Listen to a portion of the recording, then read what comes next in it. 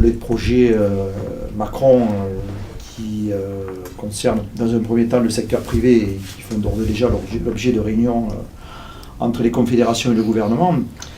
Le but recherché, c'est une individualisation à outrance, à la fois une individualisation à outrance de la formation professionnelle qui soit encore plus à la botte de l'employeur, c'est-à-dire qu'on travaille sur l'adaptabilité des personnels à l'évolution du marché du travail, c'est-à-dire qu'on ne se forme plus pour l'émancipation, on ne se forme plus pour une réponse à des intérêts collectifs, mais on se formera demain principalement que pour faire en sorte d'être adaptable aux nouveaux marchés qui sont dessinés par le MEDEF et sa clique.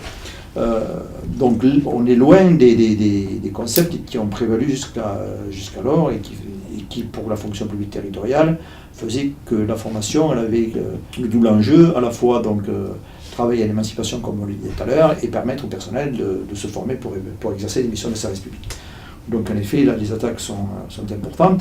Et l'autre élément sous-jacent de cette réforme, c'est de remettre en cause le fonctionnement, c'est-à-dire la gouvernance de la formation professionnelle qui, jusqu'à maintenant, encore dans le secteur privé comme dans la fonction publique, est assise sur une gouvernance paritaire, c'est-à-dire qu'on est à la fois les organisations syndicales et le patronat.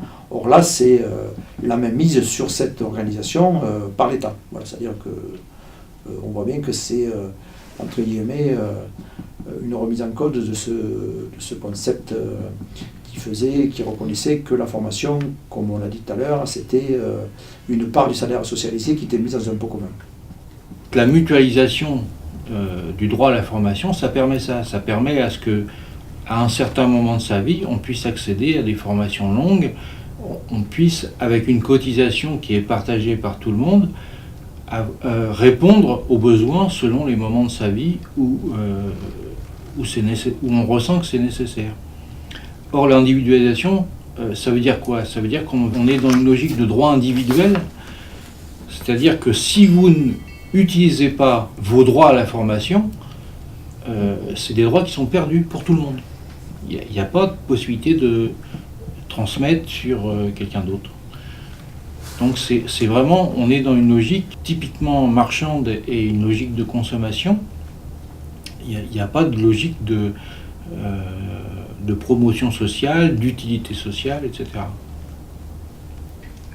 La gestion collective, c'est quoi en fait? C'est une orientation sur la formation. C'est-à-dire que quand il y a un organisme public avec un conseil d'administration paritaire, on discute des besoins de formation, on discute des moyens d'accès de la formation, on discute des contenus de la formation.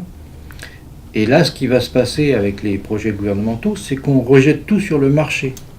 C'est-à-dire qu'on aura une offre faite par des groupes plus ou moins dépendants de multinationales. Et si les groupes estiment que ces formations sont rentables, ils les feront. S'ils estiment que ces formations ne sont pas rentables, ils ne les feront pas. C'est uniquement une logique marchande.